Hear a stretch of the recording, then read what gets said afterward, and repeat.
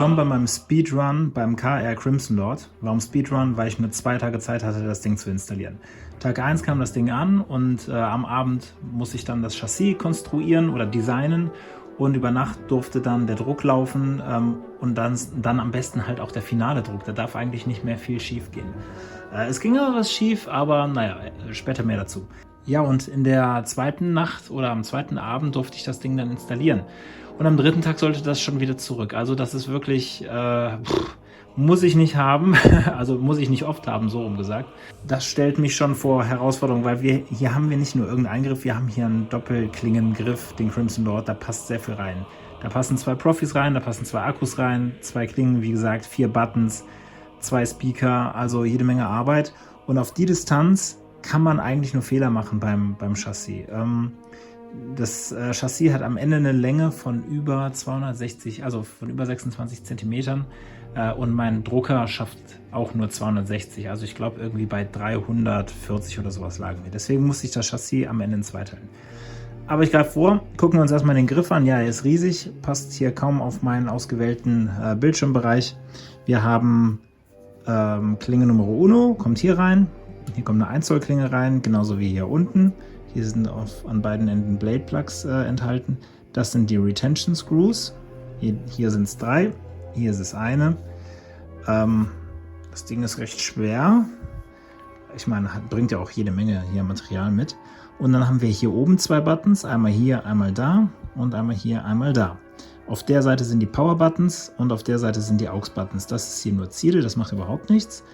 Der Griff war gar nicht so schwer auseinander zu bauen. Am Ende hat es, ich habe das mal gemessen. Es hat eine Stunde gedauert, bis ich den Griff hier vermessen habe, ausgenommen von diesen Klingen hier, von diesen ja, Deko-Klingen, was auch immer. Die habe ich nicht modelliert, aber sonst den Rest des Griffes habe ich nachmodelliert. 1 Stunde 20, so ungefähr. Für das Chassis selber habe ich 3 Stunden 20 gebraucht. Und das schauen wir uns mal an. Erreichbar ist das, indem man den unteren Emitter praktisch abschraubt. Und da guckt uns das Gute auch schon an.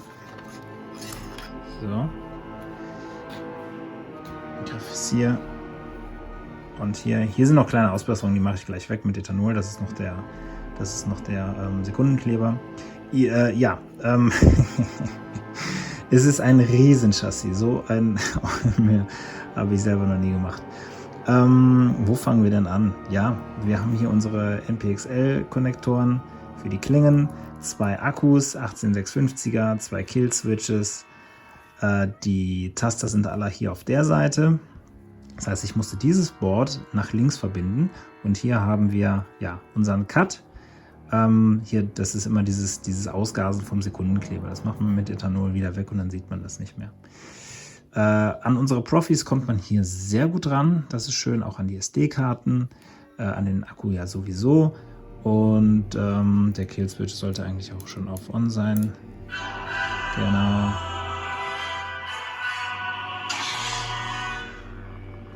Also das läuft hier.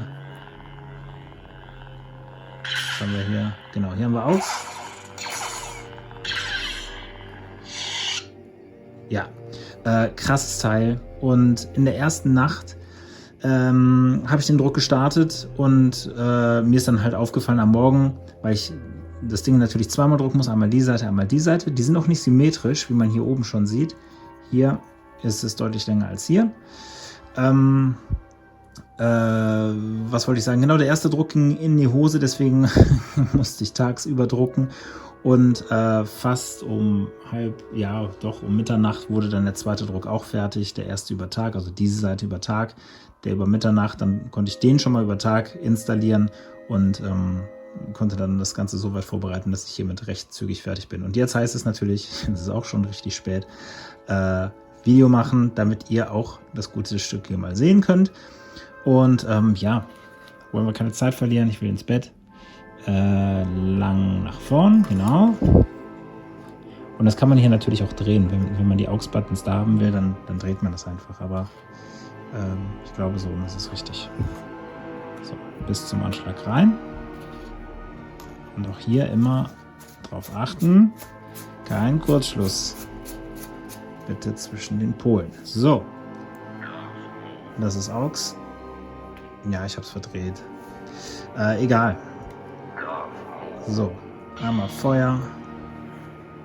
Einmal Feuer. Minimum Lautstärke, das können wir auch noch schnell ändern.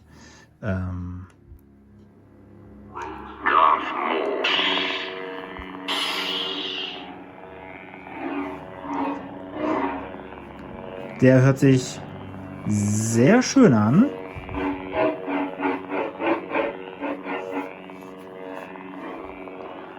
Der Sound kommt hier passiv. Die Venting Holes sind hier unter dieser Hülse. Hier und dort. So, nochmal. Und lösen auch keine... Bassig hört sich auch an. Löst auch keine Clashs aus, aber da kann man ja auch, wenn, den Threshold ein bisschen höher schalten. Ja, sehr ordentlich. Wie gesagt, hier Retention Screws hier. Ich könnte jetzt eine Testklinge einsetzen, aber wirklich, ich will ins Bett. Krasse Erfahrung. Krasse Erfahrung, muss ich sagen. Direkt so ein Oschi in der kurzen Zeit. Das Ganze wird jetzt schnell verpackt. Das DHL-Label ist auch schon geordert und ja, morgen früh geht das gute Stück in die Post und kommt dann hoffentlich an. Ich bedanke mich sehr fürs Zusehen. Lasst gerne ein Like da oder ein Abo und wir sehen uns dann im nächsten Video. Und diesmal wird es dann hoffentlich kein Speedrun. Bis dann, ciao. Jetzt nennt man mich